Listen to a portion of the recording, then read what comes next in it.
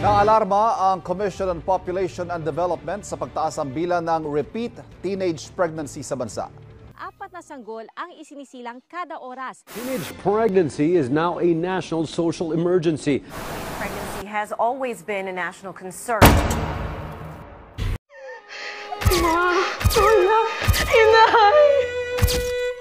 Sabay sa uso. Lahat ng kaibigan ko may nobyo, kaya kailangan ko ring makiuso at magkanobyo. Pero natukso ako. Nalinlang, natakot, na makaiwan ako ng taong mahal ko. Kaya binigay ko sa kanya lahat. Ang lahat-lahat!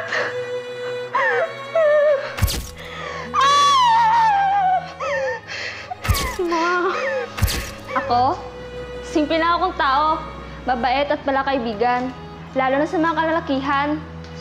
Kasi boyish ako. Pero hindi lahat ng kaibigang lalaki mo magkakatiwalaan. Lola. Masipag at matalino akong bata. Pero di ako kayang suportahan at pag-aralin ng mga magulang ko sa kolehiyo. Pero hindi ako nag-inag.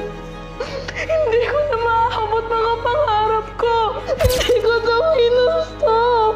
Inay! Buntis po ako! Buntis po ako! Buntis po ako!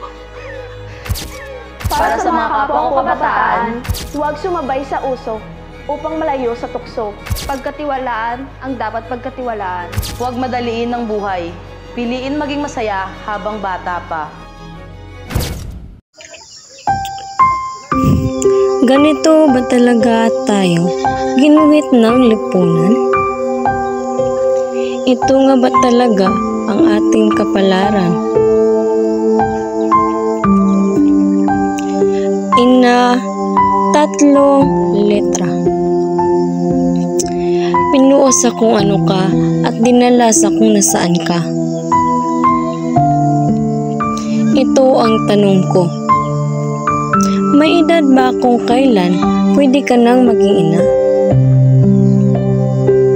Ang sagot dyan mga kapatid, wala.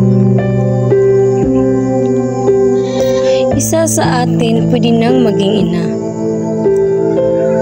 Pag tumuntong ka ng pagkadalaga at kahit nag-aral ka pa, sa pag-ibig, dyan kadalasan nagsisimula. May gatas ka pa sa labi, ika nga. Nag-aaral ka pa ba? Di ba wala kang trabaho? Paano mo bubuhayin ang magiging anak mo? Papanindigan ba yan ng jowa mo?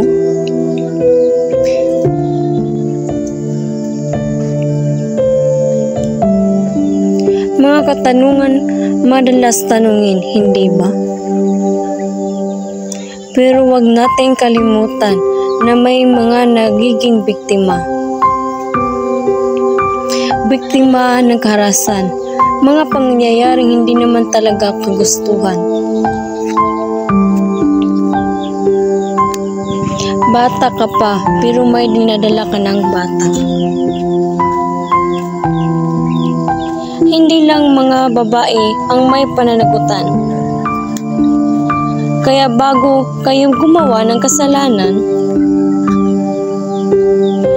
isipin niyo ang buhay na mabubuo sa sinapupunan.